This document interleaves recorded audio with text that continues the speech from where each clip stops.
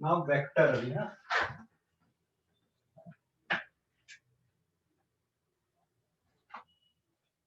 This is page number 1।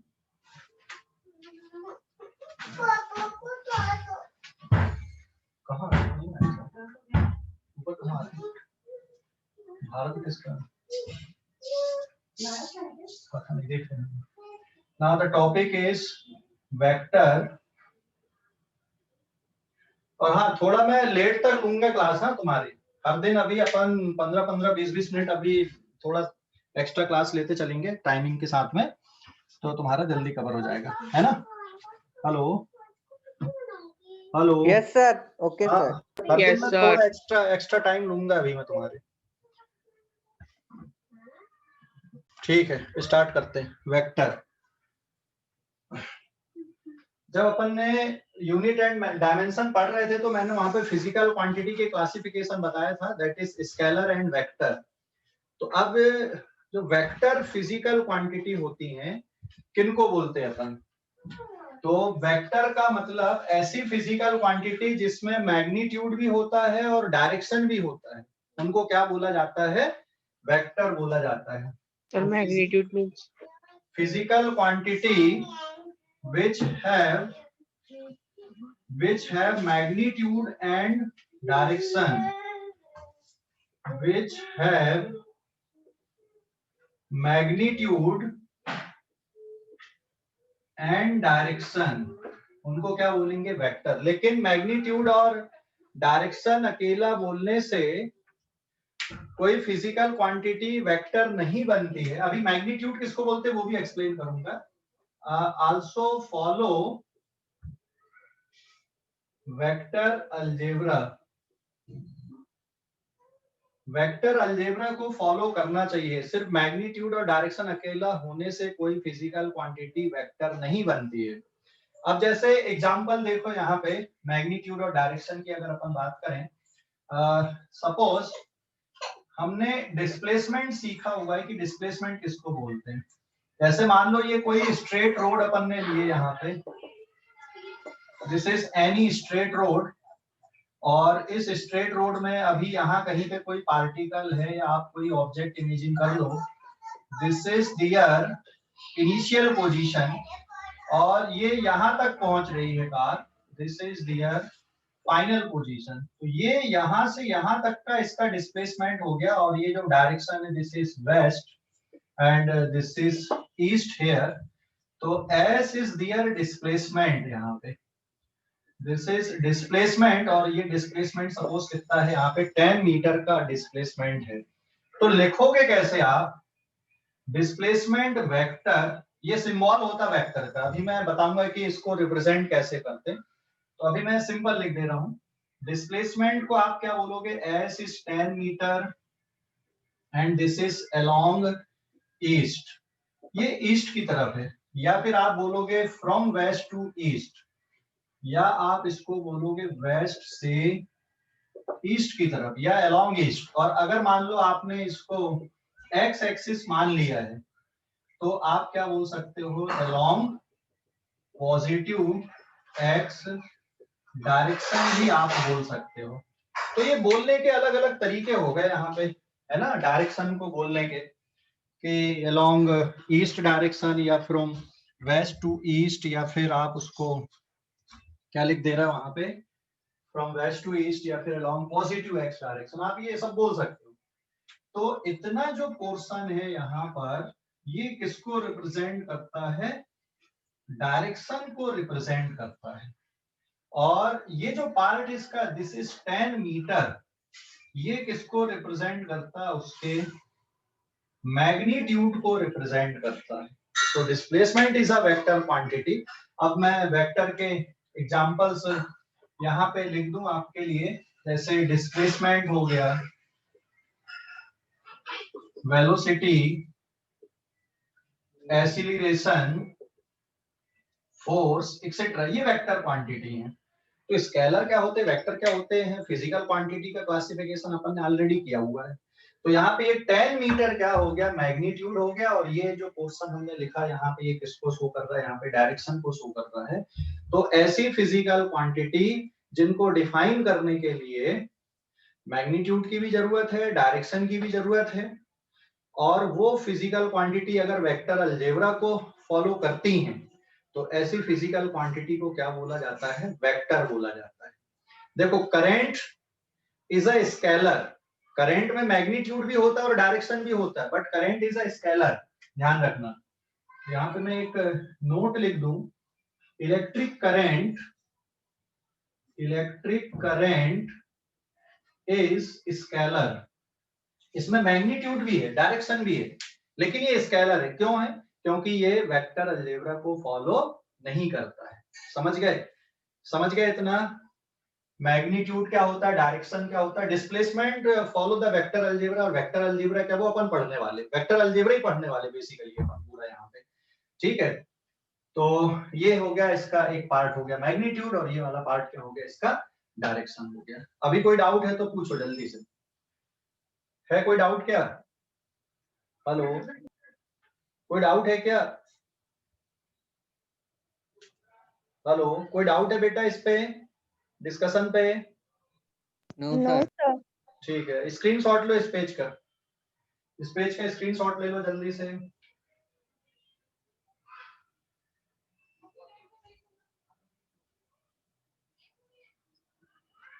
इस page का screenshot ले लो, ले लिए? ले लिए क्या? हेलो, हाँ sir. Yes sir. Page number 2 पे आते हैं अपन। Representation of vector.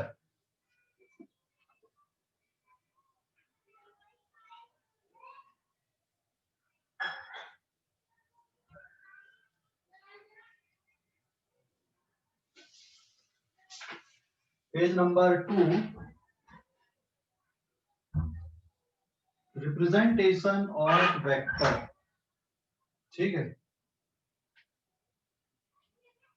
तो फर्स्ट पॉइंट आएगा अब यहाँ पे,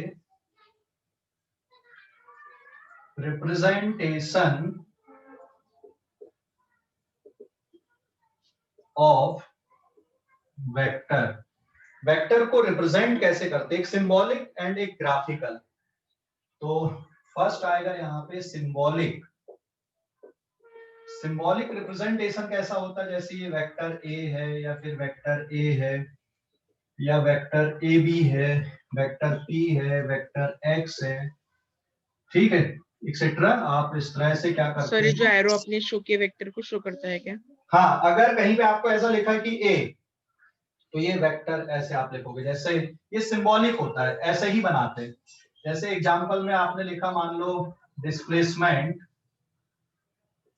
वेक्टर, तो आप पूरा नहीं लिखोगे, आप सिर्फ एस लगा दोगे, ये डिस्प्लेसमेंट वेक्टर हो गया, and suppose this is 10 metre and along east, तो ये ऐसे लिखेंगे अपन डिस्प्लेसमेंट को। तो सिंबल ऐसा बनाएंगे, आप लेटर लिखोगे और उसके ऊपर एरो लगा दोगे, ठीक है, और एरो ऐसे ही बनाना। इसमें ये नहीं सोचना है कि सर ऐसा बना सकते थे क्या, ऐसा बना सकते थे क्या, ऐसा बना सकते थे क्या, ऐसा बना सकते थे, ये सब गलत है।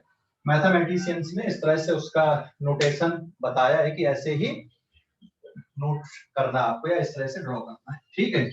तो ये हो गया आपका सिंबॉलिक रिप्रेजेंटेशन।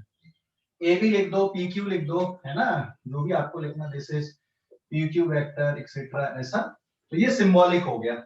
अब दूसरा होता है ग्राफिकल रिप्रेजेंटेशन।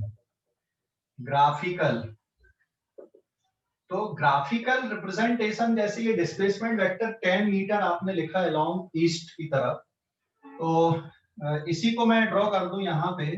ये सपोज ईस्ट का डायरेक्शन है, और ये वेस्ट का डायरेक्शन हो गया, इधर वेस्ट से ईस्ट आपने लिखा, एंड सपोज ये पॉइंट हो गया यहाँ पे O, और ये कोई पॉइंट हो गया P।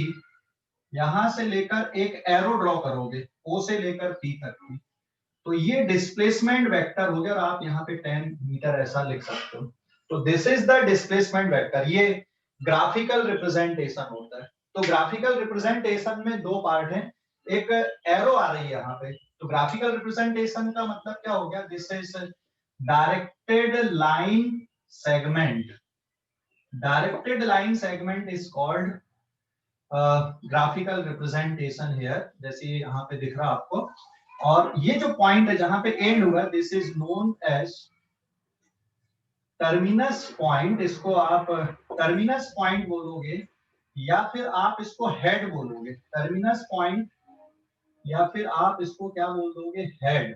ठीक है, दिस इज टर्मिनस पॉइंट और इट इज कॉल्ड हेड। जो पी पॉइंट है ये टर्मिनस पॉइंट या हेड है, इसको क्या बोलोगे आप, दिस इज टेल। और इनिशियल पॉइंट आप इसको बोलोगे, दिस इज इनिशियल पॉइंट और टेल आप बोलोगे, और ये हेड कहलाता है। और ये एरो यहाँ पे अपन ने बना दिया, मतलब ये डायरेक्शन को शो करता है। तो ग्राफिकली आप ऐसे शो करते हो। अब ग्राफिकली में भी एक बात ध्यान देना, ये जो लेंथ होती है यहाँ पे, this is the length here. तो जो लेंथ होती है, this length is proportional to magnitude. मतलब आपको ये लेंथ मैग्नीट्यूड के प्रोपोर्शनल रखना है। जैसे आपने 10 मीटर लिखा, लेकिन आप ग्राफ पेपर पे जब आप लिखोगे तो 10 मीटर थोड़ी बनाओगे कॉपी पे। तो आप क्या इमेजिन कर लोगे कि हाँ 1 सेंटीमीटर को मैं 1 मीटर मान लो। तो यहाँ पे आप स्केल क्या यूज कर लोगे, now scale is 1 centimetre is equal to 1 metre. ये आप इस तरह से स्केल ले लोगे, या 1 सेंटीमीटर इज इक्वल टू आपने क्या ले लिया यहाँ पे 2 मीटर ले लिया। तो ये आपकी स्केल रहेगी यहाँ पे ग्राफ की। जैसे आपने ज्योग्राफी में जो ग्राफ बनाते थे या उसमें आपने ग्राफ पढ़े होंगे, तो उसमें स्केल लिखी रहती नीचे कि 1 centimetre is equal to this. अभी समझ गए, हाँ या ना? तो डायरेक्टेड लाइन सेगमेंट की जो लेंथ होती है वो किसके प्रोपोर्शनल होती है, वेक्टर के मैग्नीट्यूड के प्रोपोर्शनल होती है। Not equal to magnitude but proportional to magnitude. क्या आप अंदाजा लगा सकते हो? समझ गए या नहीं? हेलो, समझ गए? हेलो, समझ गए? Yes sir. ओके, अभी इस पेज का स्क्रीनशॉट लो आप लोग। तो वेक्टर को सिंबॉलिकली ऐसे रिप्रेजेंट करते और ग्राफिकली ऐसे रिप्रेजेंट करते। अभी जल्दी से इस पेज का स्क्रीनशॉट ले लो। स्क्रीनशॉट लो बेटा इस पेज का। हाँ सर अगर बैचेस मर्ज होगी तो फिर हमारा ग्रुप भी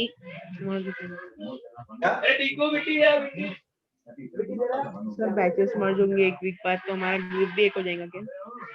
समझा नहीं क्या बोल रहे थे? सर अभी हमारा ग्रुप डिफरेंट है व्हाट्सएप पर। तो यार तो नंबर 3 पे ये तो हो गया सिंबॉलिक एंड ग्राफिकल रिप्रेजेंटेशन, दोनों समझ गए। एक टेल है एक हेड है, या इनिशियल पॉइंट है और एक टर्मिनस पॉइंट हो गया। ग्राफ में आप ऐसे बनाओगे। अभी जैसे मैं पेज नंबर 3 है, हाँ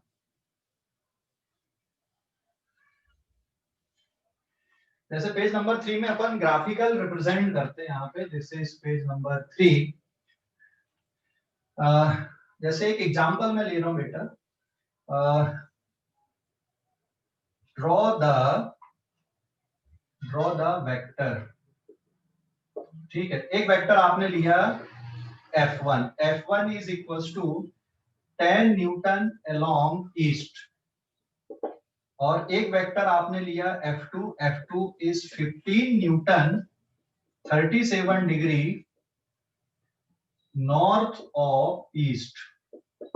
draw the vector F1 and F2। F1 और F2 को ड्रॉ करना है such that they have common initial point, such that they have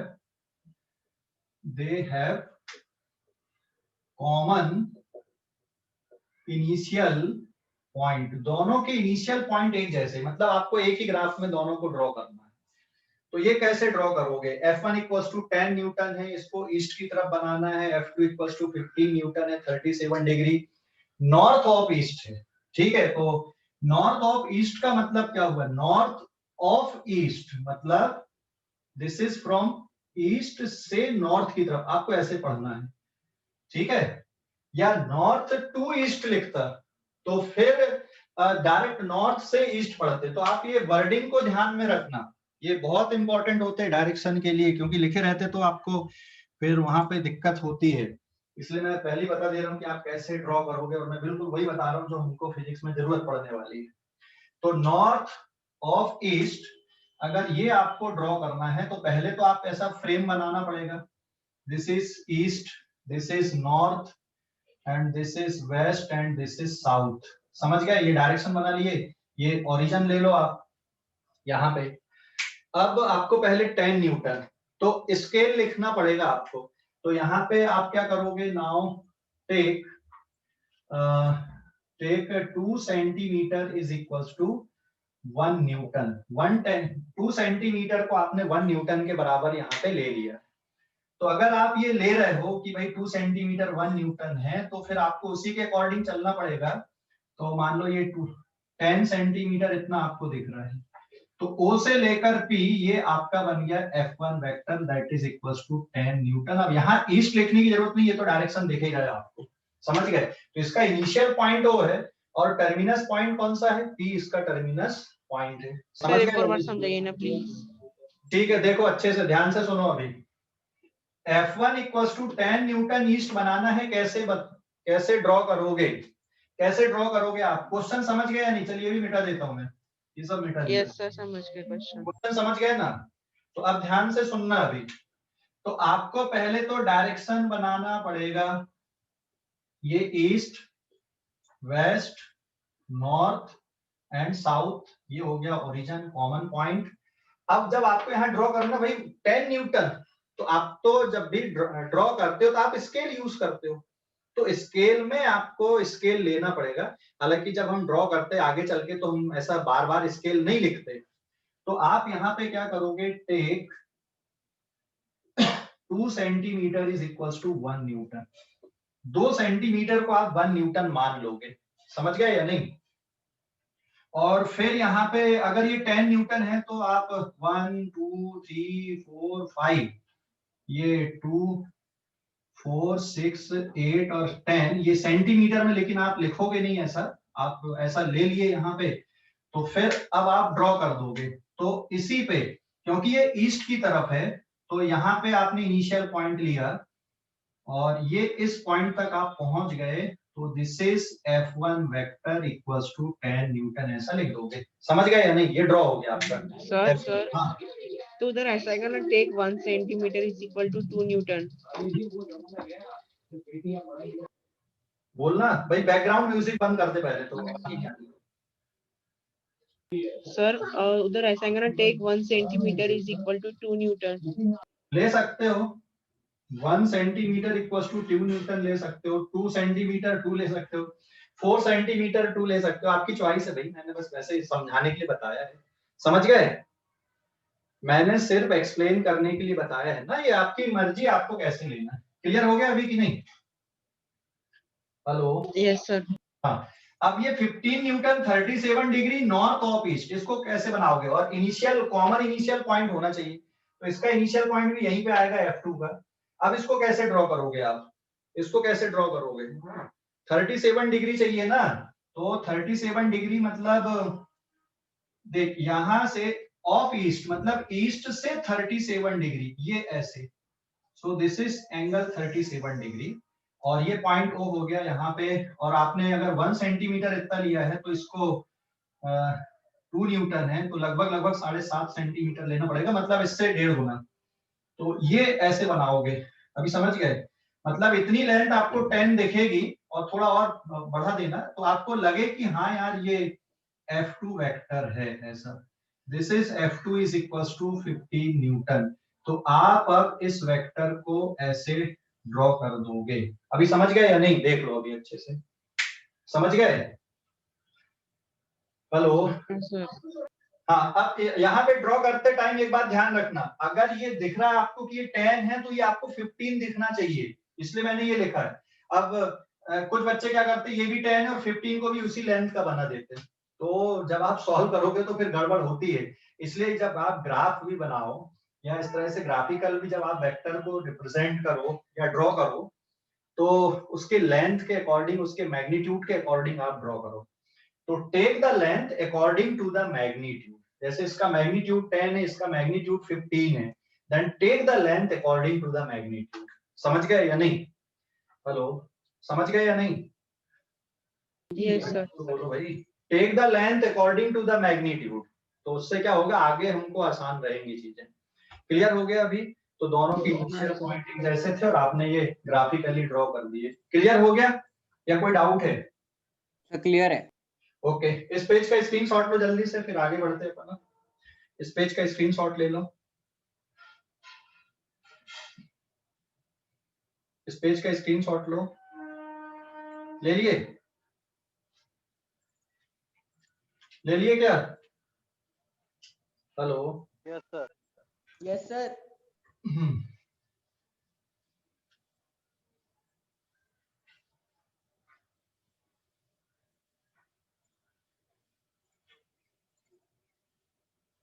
then page number 4, अब पेज नंबर 4, तो ग्राफिकल कैसे बनाते हैं ये आपने देख लिया। अब representation of magnitude of vector, तो दूसरा पॉइंट आएगा representation of magnitude of vector, representation of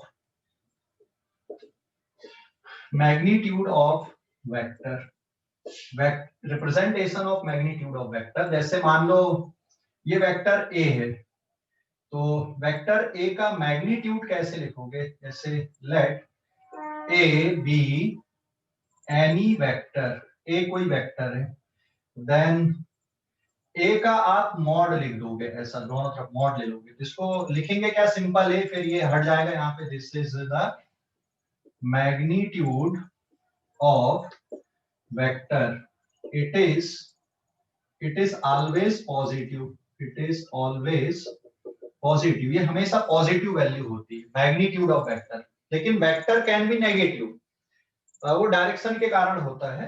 तो मैग्नीट्यूड आपका सिर्फ पॉजिटिव वैल्यू आएगी, and it does not have direction, it does not have direction, इसका डायरेक्शन नहीं होगा। अब जैसे एग्जांपल से समझ लो, मान लो आपका F1 वेक्टर है 10 न्यूटन अलोंग ईस्ट, ठीक है, और F2 वेक्टर है आपका -15 न्यूटन अलोंग ईस्ट। इसका मतलब बताओगे -15 न्यूटन अलोंग ईस्ट क्या है? इसका मतलब 10 newton along east and -15 Newton along east, इसका मतलब क्या होगा? इसका मतलब आप लिख सकते हो 15 न्यूटन अलोंग वेस्ट, हाँ या ना?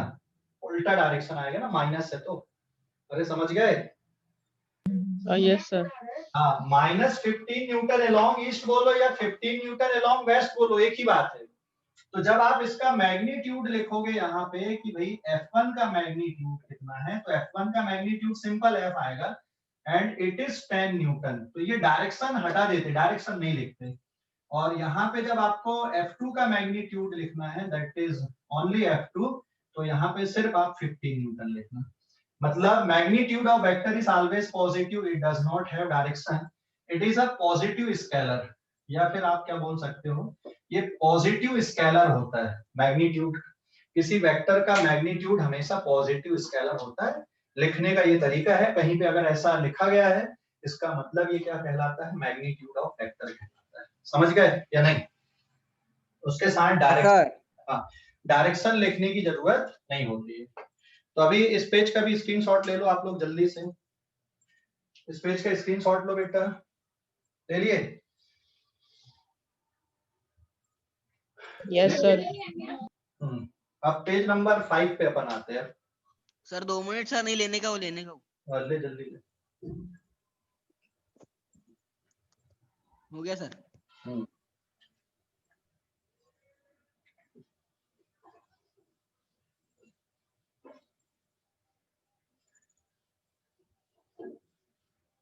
पेज नंबर 3 है कि 5 आएगा? सॉरी 5। अब इसमें है एंगल बिटवीन टू वेक्टर, कैसे देखते हैं? Angle between two vector, angle between two vector कैसे निकालते हैं? एंगल बिटवीन टू वेक्टर, दो वेक्टर के बीच में एंगल कैसे देखा जाता है? ठीक है, एंगल विथ वेक्टर ये कैसे देखते हैं अपन? देखो, angle between two vector, it is suppose denoted by theta, and ये हमेशा 180 डिग्री से छोटा या बड़ा और 0 डिग्री से बड़ा या बराबर, ये ऐसा। Angle between two vector is always less than equals to 180 degree and greater than equals to 0 degree, यही होता है, मतलब फिक्स है कहानी। अब एंगल बिटवीन टू वेक्टर देखने के लिए या तो दोनों के इनिशियल पॉइंट कैसे होने चाहिए, कोइंसाइड होने चाहिए। ये एक वेक्टर है और ये एक वेक्टर बी है, ये पॉइंट हो गया ओ, है ना। तो ये एक एंगल बन रहा, मान लो एंगल 60 डिग्री है, और इधर से देखोगे तो एक एंगल कितने का दिखेगा आपको, 360 का। तो एक्चुअल में इन दोनों का जो रिजल्टेंट है वो इधर आएगा। तो एंगल हमेशा रिजल्टेंट के डायरेक्शन पे देखा जाता है। तो ए और बी के बीच का एंगल 60 डिग्री है, ना कि 360 डिग्री। तो एंगल देखने के लिए दोनों वेक्टर के इनिशियल पॉइंट को कोइंसाइड करना है, या दोनों के टर्मिनस पॉइंट कोइंसाइड होने चाहिए, या टेल कोइंसाइड होनी चाहिए, या हेड से देखो या टेल से देखो। तो यहाँ पे ए और बी के बीच का एंगल कितना है, theta equals to 60 degree. This is angle between vector A and vector B. 180 बोला मैंने ना। और फिर या तो टेल कोइंसाइड हो या हेड कोइंसाइड हो, वहां से देखना है। और उस एंगल में भी आपको ये देखना है यहाँ पे। अब लेकिन अगर सिचुएशन ऐसी दी है कि जैसे ये वेक्टर A है और ये वेक्टर B है, और ये एंगल आपका 120 डिग्री का दिख रहा है यहाँ पे, तो ए और बी के बीच का एंगल 120 डिग्री का नहीं है। एंगल देखने के लिए बस यही तरीका है कि या तो हेड कोइंसाइड होने चाहिए, या फिर टेल कोइंसाइड होने चाहिए। हेड या टेल कोइंसाइड होने चाहिए दो वेक्टर का के बीच में एंगल देखने के लिए। समझ गए या नहीं? दो वेक्टर के बीच में एंगल देखने के लिए या तो हेड या टेल कोइंसाइड हो। लेकिन अगर हेड और टेल कोइंसाइड नहीं हो रहे तो क्या करोगे बताओ? इसको आगे तक बढ़ा सकते हो ऐसा, या इसको पीछे खींच सकते हो बी को। या तो आप ए को शिफ्ट कर दो, पैरेलली शिफ्ट कर दो आगे, या बी को पैरेलली शिफ्ट कर दो। तो इसको अगर आप आगे शिफ्ट करोगे तो ये ए बन जाएगा। अब दोनों की टेल आ जाएंगी, तो ये एंगल कितने डिग्री का है, 60 डिग्री का। ये एंगल नहीं है, ये एंगल है।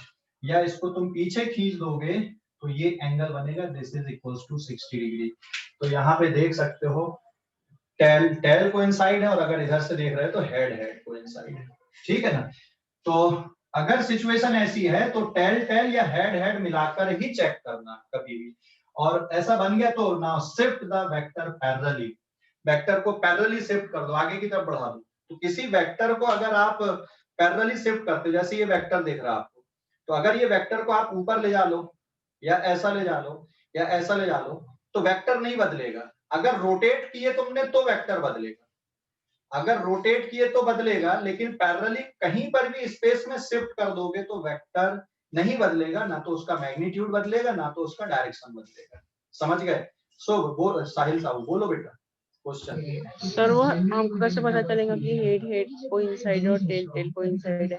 अगर नहीं है तो जैसे यहाँ पे तो डायरेक्ट दिख रहा है ना आपको कि हेड और टेल कोइंसाइड हो रहे हैं। अगर आपको नहीं दिख रहे तो आप ड्रॉ कर दो उनको, जैसे यहाँ पे बताना। हाँ, ये एक वेक्टर ऐसा और एक ये ऐसा है, और ये एंगल मान लो 60 डिग्री का। ये वेक्टर ए है और ये वेक्टर बी है। तो यहाँ पे ए और बी के बीच में कितने का एंगल है? यहाँ पे 60 डिग्री का एंगल है, नॉट 120 डिग्री। ठीक है, यहाँ पे बताओ अगले डायग्राम पे इसमें कितने डिग्री का एंगल ए और बी के बीच में? हाँ, यहाँ पे कितने का है? तो क्या करोगे आप? इसको आगे तक बढ़ा दो, ऐसा आगे शिफ्ट कर दो, क्योंकि इसका टेल है और इसका हेड है और इसका टेल है बी का। तो आप इसको आगे की तरफ शिफ्ट करोगे तो ये ए बन गया। अब ये टेल और ये टेल, तो एंगल कितने का आ गया यहाँ पे? 120 डिग्री। तो ये एंगल है अभी। तो ये वाले डायग्राम में एंगल कितने का दोनों वेक्टर के बीच में? 120 का है। अभी समझ गए या नहीं? हेलो, समझ गए या नहीं? Yes sir. कोई डाउट अभी? कोई डाउट? कोई डाउट? एंगल देखने का तरीका समझ गए? दो वेक्टर के बीच में कैसे एंगल देखना है? या तो हेड को मिला के देखना है, या टेल को मिला के देखना। अगर नहीं मिल रहा है तो आगे प्रोड्यूस करके देखना। ठीक है? हेलो, शिफ्ट करके देखना। क्लियर हो गया? हेलो, अरे भाई समझ गए या नहीं? जल्दी जवाब दो सर। Yes sir. हाँ, मैं एक क्वेश्चन दे रहा हूँ अभी फटाफट इसका, तो आपका और क्लियरिटी आ जाएगी। ये मिटा दो इस पेज पे, स्क्रीनशॉट लो इस पेज का जल्दी से। इस पेज का स्क्रीनशॉट ले लो।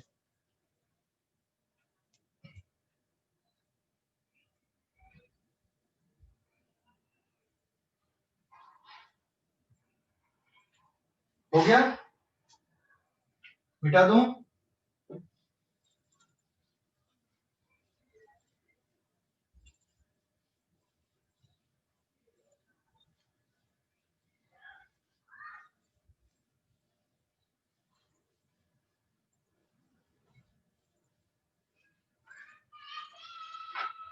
Now page number 6। देखो कि पेज नंबर 6 में आप एक क्वेश्चन है, फाइंड एंगल बिटवीन, एंगल बताना है यहाँ पे। ये एक राइट ट्रायंगल आपको दिख रहा है, O A B, this is vector A, this is vector B, this is vector C। ये 90 डिग्री है, ये 37 डिग्री है, ये 53 डिग्री है। ठीक है, समझ गए? तो इसका मैग्नीट्यूड 5 होगा, ये 53 है तो इसका मैग्नीट्यूड होगा 4, इसका मैग्नीट्यूड 5 और इसका मैग्नीट्यूड आएगा 3। तो अब आपको बताना है angle between theta, angle between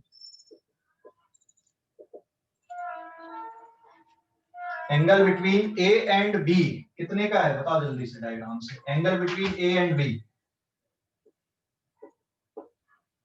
angle between vector A and vector B कितने का है? ए और बी के बीच में 90 डिग्री। Yes, sir. 90.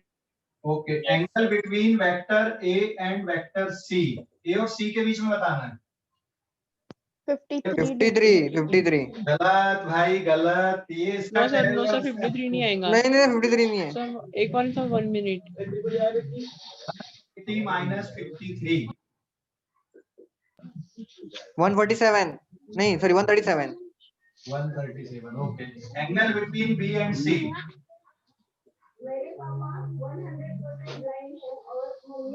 अरे माइक म्यूट करो।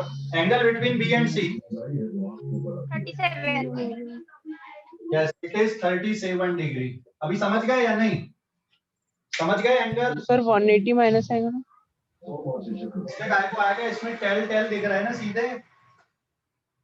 सर वो 127 है 137 नहीं। अच्छा हाँ, ये हो सकता है, ये ठीक है, ये 127। अभी समझ गए या नहीं? सर मुझे नहीं समझा, वो टेल टेल कैसे हुआ? क्या? सर वो टेल टेल कैसे हुआ आपने बोले? इसको बेटा आगे बढ़ाएगा ना, ये वाला वेक्टर यहाँ रखा है ना, इसको उठा के आगे खिसका देती हूँ ऐसा, ये ले। समझ गया? सर वो समझा, लेकिन वो 37 डिग्री वाला नहीं समझा। 37 में टेल टेल नहीं, हेड हेड दिख रही है, ये देख हेड, दोनों की हेड दिख रही है ना सीधे। हेलो, अरे बी और सी में दोनों के हेड में कहाँ पे आके? माइक म्यूट करो यार पहले, साहिल माइक म्यूट करो। हाँ, यहाँ पर देखो बी और सी में दोनों के हेड मिल रहे हैं, ये देखो हेड, ये दोनों के हेड हेड मिल गए। या तो हेड हेड मिले या टेल टेल मिले। ए और बी में दोनों की टेल मिल रही है, और ए और सी में आप इसको आगे प्रोड्यूस करोगे तब दोनों की टेल मिलेगी, इसलिए 127। अभी देख लो, अब डाउट है तो पूछो एंगल को लेके। हेलो, अभी कोई डाउट है तो पूछो एंगल को लेकर। Hello, no doubt sir. अभी नहीं है ना?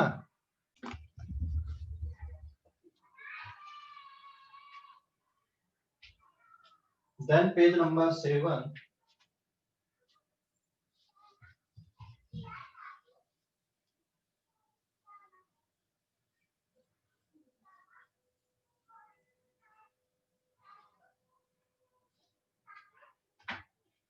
देखो पेज नंबर 7 में ये है अभी। अब टाइप्स ऑफ वेक्टर अपन देख ले रहे हैं यहाँ पे। Types of vector,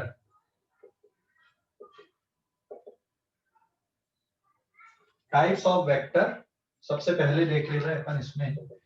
first polar vector. Polar vector का मतलब फिक्स्ड इनिशियल पॉइंट।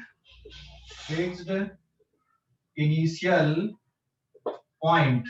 इनके एग्जांपल्स हो गए डिस्प्लेसमेंट, वेलोसिटी, फोर्स एक्सेट्रा। ये होते हैं पोलर वेक्टर जिनका इनिशियल पॉइंट फिक्स होता है। दूसरा टाइप है एक्सियल वेक्टर।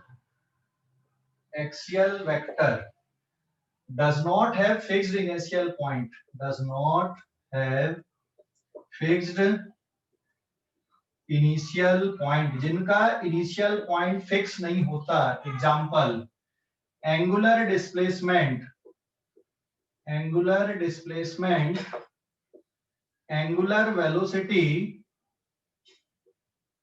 ठीक है, angular velocity, angular acceleration, torque etcetera. ये क्या होते हैं? एक्सियल वेक्टर होते हैं, मतलब इनका डायरेक्शन किधर होता है? Along the axis of rotation होता है। इनका direction along the axis of rotation, इनका डायरेक्शन आएगा along axis of rotation. Along axis of rotation, जैसे मान लो कोई पार्टिकल का ये एक्सिस ऑफ रोटेशन है और कोई पार्टिकल इस तरह से घूम रहा है यहाँ पे, ये ऐसा, तो इसका जो डायरेक्शन आएगा एंगुलर वेलोसिटी का, ये कोई पार्टिकल इस तरह से घूम रहा है तो इसकी एंगुलर वेलोसिटी का जो डायरेक्शन है ये ऊपर की तरफ रहेगा एक्सिस पे। बस अभी इतना ही समझना, ज्यादा नहीं। एंगुलर वेलोसिटी का डायरेक्शन इस तरह से आएगा। एक राइट हैंड थंब रूल होता है, ये उंगलियों की कर्ल किसको शो करेगा? डायरेक्शन ऑफ रोटेशन को, और थंब किसको शो करेगा? वेक्टर को। बट ये जब हम सर्कुलर मोशन पढ़ते हैं, इस तरह की फिजिकल क्वांटिटी पढ़ेंगे तो मैं बताता ही हूं वहां पे। तो एक हो गया पोलर और एक हो गया एक्सियल। अब पोलर वेक्टर जैसे मान लो यहाँ पे कोई पॉइंट है या फिर यहाँ पे कोई ऑब्जेक्ट रखा हुआ है इस तरह से, ठीक है, और रस्सी से कोई इसको खींच रहा है, तो इस ऑब्जेक्ट में जो फोर्स लगेगा यहाँ पे रस्सी के कारण वो इधर पे आएगा। तो ये कौन सा वेक्टर हो गया? This is polar vector. ये पोलर वेक्टर हो गया। फोर्स मतलब इसका इनिशियल पॉइंट फिक्स है, कैसे खींच रहा है वहां पे। अभी समझ गए ना? तो ये एक हो गया पोलर वेक्टर, और ये कौन सा वेक्टर हो गया आपका? एक्सियल वेक्टर हो गया। एक्सियल मतलब जिसका direction along the axis of rotation होता है, और पोलर मतलब जिनका फिक्स्ड इनिशियल पॉइंट होता है कि कहां पे लग रहा है या कहां से कहां तक लग रहा है। समझ गए? समझ गए इसको? एक्सियल एंड पोलर समझ गए या नहीं? Yes sir. Yes sir. Okay, अभी इस पेज का स्क्रीनशॉट लो आप लोग। इस पेज का स्क्रीनशॉट ले लो, पेज नंबर 7 का। इस पेज का स्क्रीनशॉट लो। यस सर, ले लिया। अभी आएंगे अपन। 1 मिनट सर, 1 मिनट। जल्दी ले भाई। पेज नंबर बड़ा 7।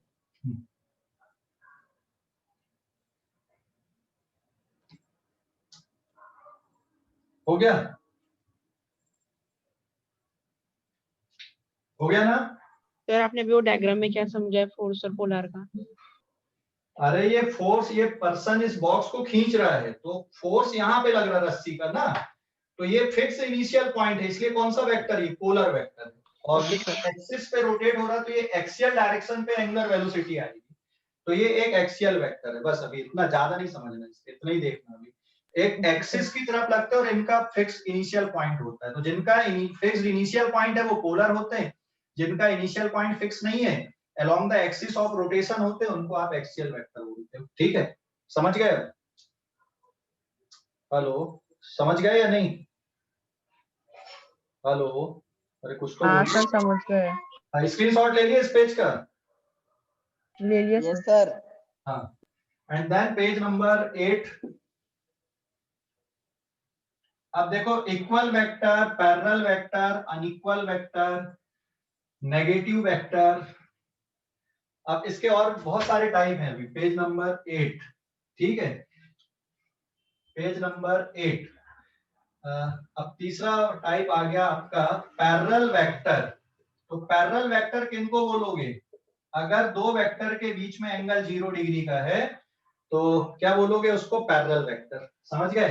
जैसे मान लो v vector equals to 10 meter पर second and this is along east, और force vector is 5 newton, this is also along east। तो ये काय का एग्जांपल हो गया पैरेलल। पैरेलल के लिए क्या कंडीशन होनी चाहिए? दोनों के बीच में एंगल कितने डिग्री का? 0 डिग्री का।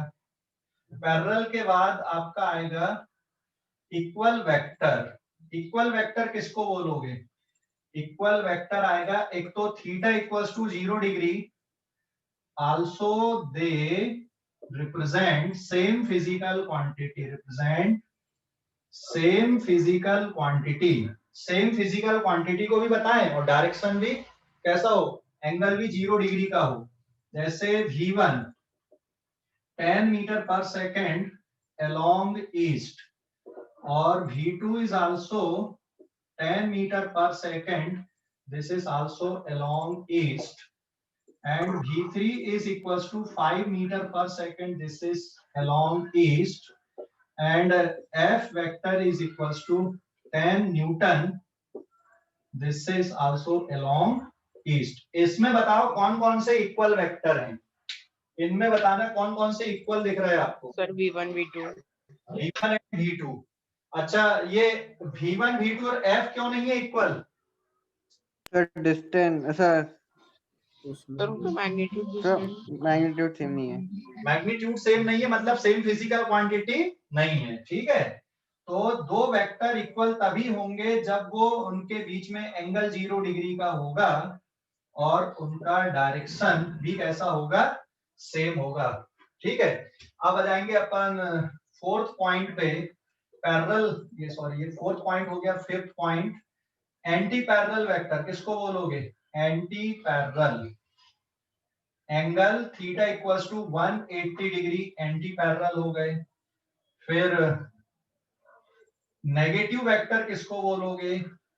नेगेटिव वेक्टर, तो नेगेटिव वेक्टर आएगा theta equals to 180 degree, also represent same physical quantity, represent same physical quantity. Same physical quantity को रिप्रेजेंट करें और एंगल कितने का हो? 180 डिग्री का। जैसे मान लो ये वेक्टर A है, that is equals to 10 metre, इसका डायरेक्शन ईस्ट की तरफ है, और एक वेक्टर B है, इनके बीच में एंगल 180 डिग्री का दिख रहा है। B का मैग्नीट्यूड भी 10 मीटर है, तो आप क्या बोलोगे? Vector A is equals to minus B vector, मतलब A इस तरह से लिखते हो। तो B A का नेगेटिव है या A B का नेगेटिव, एक ही बात होती है। तो पैरेलल के लिए सिर्फ एंगल देखना है, इक्वल के लिए एंगल के साथ साथ में आपको मैग्नीट्यूड वो और फिजिकल क्वांटिटी भी देखना है। इवन डायरेक्शन भी बदल गया ना।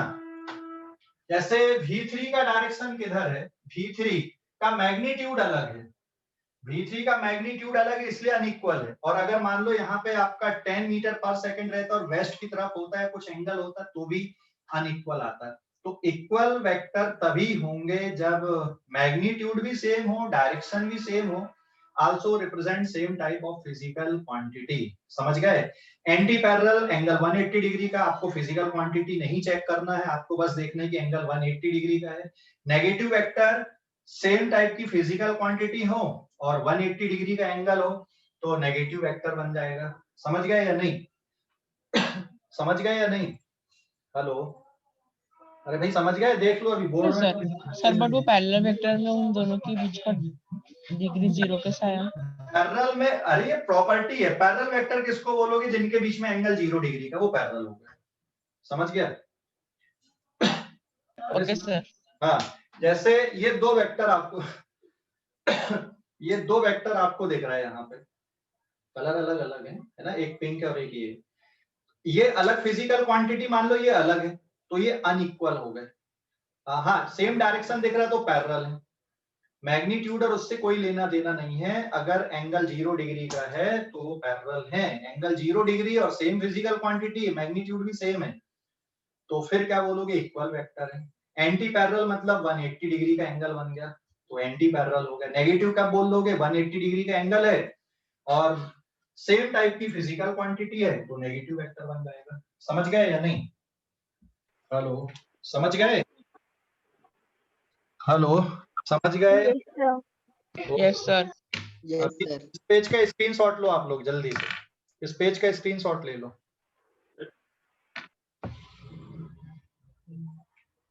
कोप्लेनर किसको बोलोगे? कोप्लेनर वेक्टर, कोप्लेनर सोच के बताओ जल्दी से, कोप्लेनर किसको बोलोगे? कोप्लेनर किसको बोलोगे? कोप्लेनर,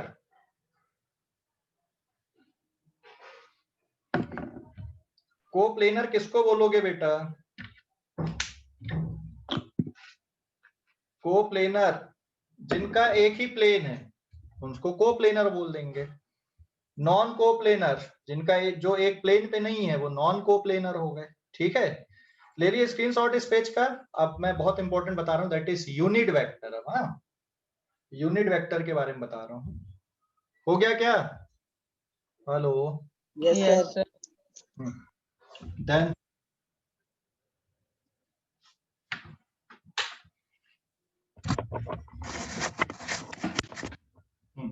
देन कोप्लेनर वेक्टर अभी, ओ सॉरी, यूनिट वेक्टर बहुत इंपॉर्टेंट पॉइंट है अभी ये। यूनिट वेक्टर पेज नंबर 9 पे अपन आते हैं अभी।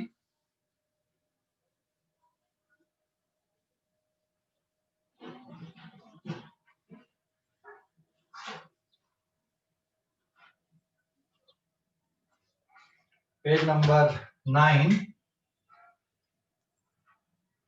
यूनिट वेक्टर अभी। हाँ, बहुत इंपॉर्टेंट, यूनिट वेक्टर, ये भी बहुत यूज होंगी आपकी। यूनिट वेक्टर, तो यूनिट वेक्टर को लिखते कैसे अपन? Symbolically A cap, B cap, A B cap, I cap, J cap, K cap etcetera, ये सिंबल होते यूनिट वेक्टर के। मतलब ऊपर क्या लिखना है? एरो नहीं बनाना, कैप लगाना ऊपर। तो ये यूनिट वेक्टर का सिंबॉलिक रिप्रेजेंटेशन हो गया। यूनिट वेक्टर की खास बात क्या है? It have magnitude 1 unit. Magnitude कितना आएगा? It have magnitude equals to 1 unit, जो भी हो 1 यूनिट या 1, इसका मैग्नीट्यूड 1 आएगा। It only represent direction, it only represent direction, ये सिर्फ डायरेक्शन को रिप्रेजेंट करता है। अभी जैसे मान लो मैं यहां पे लिख दूं let A vector is equals to 10 metre along east की तरफ है, देन इसका यूनिट वेक्टर किधर आएगा? A cap is defined as, vector को उसके मैग्नीट्यूड से डिवाइड कर दो। वेक्टर को उसके मैग्नीट्यूड से अगर आप डिवाइड कर दोगे तो यूनिट वेक्टर बन जाएगा। जैसे this is 10 metre along east आप लिखोगे डिवाइडेड बाय 10 मीटर, 10 मीटर से 10 मीटर कैंसिल, ये 1 यहां पे बचा और अलोंग ईस्ट आ गया। तो ये सिर्फ किसको बता रहा है? डायरेक्शन को बताता है। तो unit vector is unitless and dimensionless. तो यहां पे ध्यान रखना, एक बहुत इंपॉर्टेंट नोट लिख दे रहा हूं मैं। Unit vector is unitless and dimensionless. ये यूनिटलेस भी है और डायमेंशनलेस भी होता है। तो यूनिट वेक्टर सिर्फ डायरेक्शन को रिप्रेजेंट करता है। अब यहां पर से आप देखोगे इसका क्रॉस मल्टीप्लाई कर दो, जैसे vector A equals to magnitude of vector A, और इसमें अगर आपने यूनिट वेक्टर का मल्टीप्लाई कर दिया तो क्या बन जाएगा? आपका वेक्टर ए बन जाएगा। तो आप इस तरह से यूनिट वेक्टर का मल्टीप्लिकेशन अगर आप मैग्नीट्यूड में करते हो तो आपका वेक्टर बन जाएगा जिसका डायरेक्शन यूनिट वेक्टर के डायरेक्शन पे आएगा। तो यूनिट वेक्टर जिसका मैग्नीट्यूड, समझिए ना। अभी समझ गए इसको या नहीं? अरे समझ गए या नहीं? यूनिट सर एक और वेक्टर, बार समझाइए ना प्लीज, ये वाला एक और बार समझाइए ना। यूनिट वेक्टर वो समझा सर, ये वाला ये राइट हैंड नीचे, साइड। हाँ, no sir, right hand side. अच्छा ये कैसे लिख दिया? देख यहाँ पे ये ऐसा लिखा ना, जैसे मान ले यूनिट वेक्टर लिखना है ए का, तो a divided by magnitude of a लिखा आपने, आप क्रॉस मल्टीप्लाई कर दो तो a इक्वल्स टू क्या आ जाएगा, magnitude of a into a cap लिख सकते हो या नहीं? हाँ सर। हाँ ठीक है, ऐसा लिख सकते हैं मतलब। तो अगर आपको यूनिट वेक्टर पता है तो आप, और मैग्नीट्यूड पता है तो मैग्नीट्यूड में यूनिट वेक्टर का मल्टीप्लाई कर दो तो वेक्टर बन जाता है। ठीक है, क्लियर हो गया अभी? तो सिंबॉलिकली आप ऐसे रिप्रेजेंट करते हो और ये उसकी प्रॉपर्टीज हैं। अब सर आपने हमें मॉडल लगाया क्या? हाँ, ये मॉड लगा ना बेटा, मैग्नीट्यूड से डिवाइड करना है। जैसे आपको वेक्टर a का, सुनना भाई, ये डेफिनेशन है। अगर मान लो ये वेक्टर a है, इसका यूनिट वेक्टर बताना है, तो वेक्टर को उसके मैग्नीट्यूड से डिवाइड कर देते हैं तो क्या बन जाता है, यूनिट वेक्टर बन जाता है। वेक्टर को उसके मैग्नीट्यूड से डिवाइड कर दो तो यूनिट वेक्टर बन जाता है। ठीक है, समझ गए? ओके, कोई डाउट अभी? अरे समझ गए? Yes sir. हाँ सर। हाँ, अब x एक्सिस, y एक्सिस और z एक्सिस के लिए यूनिट वेक्टर मैथमेटिशियंस ने फिक्स कर दिया है, वो बता देता हूं मैं। और फिर पेज नंबर 10। सर स्क्रीनशॉट नहीं लिया था मैंने। अरे यार ठीक है, लो जल्दी से, रुक जा। यूनिट वेक्टर का जो सिंबल है, अरे यार तुम भी ना, किसी ने लिया कि नहीं लिया अभी? नो सर, किसी ने नहीं लिया। किसी ने नहीं लिया? सर लिया था। ले लिया था? हाँ तो क्लास में शेयर कर देना जिसने ले लिया था, तो काय को लिखूंगा। ठीक है, यस सर। ओके। अब unit vector along x axis, y axis and z axis, page number 10। x axis, y axis and z axis के लिए यूनिट वेक्टर कैसे लिखते हैं? तो ये सिंबल फिक्स कर दिए मैथमेटिशियंस ने। Unit vector along x axis, y axis and z axis. और इसका क्या फायदा है? देखो, मैथमेटिशियंस ने x एक्सिस, y एक्सिस और z एक्सिस के लिए यूनिट वेक्टर्स को फिक्स कर दिया है।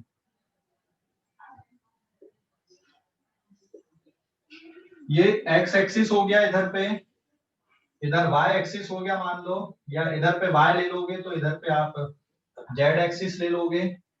तो मैथमेटिशियंस ने x एक्सिस, y एक्सिस और z एक्सिस के लिए डायरेक्शन बेटा फिक्स कर दिया है। ठीक है, डायरेक्शन फिक्स कर दिया है इनका कि भाई x axis, positive x direction के लिए उनने क्या बोल दिया कि इधर का जो यूनिट वेक्टर उसको आप लिखो i कैप, j एक्सिस की तरफ j कैप और z एक्सिस की तरफ k कैप। तो व्हाट इज i कैप?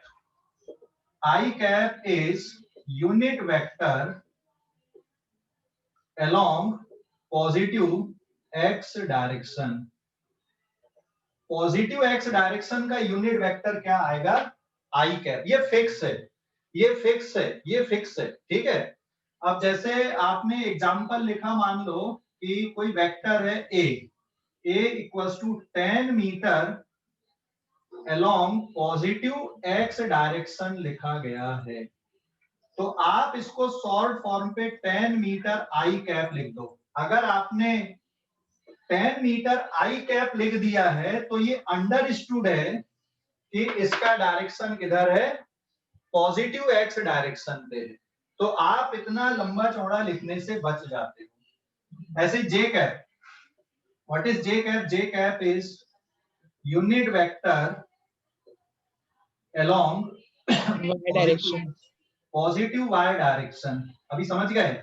अगर मान लो मैंने कोई एग्जांपल लिख दिया, जैसे फोर्स वेक्टर लिखा मैंने, that is 15 Newton minus j cap, या फिर माइनस 15 न्यूटन j कैप लिखा, तो इसका मतलब क्या होगा? इसका मतलब क्या? Sir 15 Newton along y direction.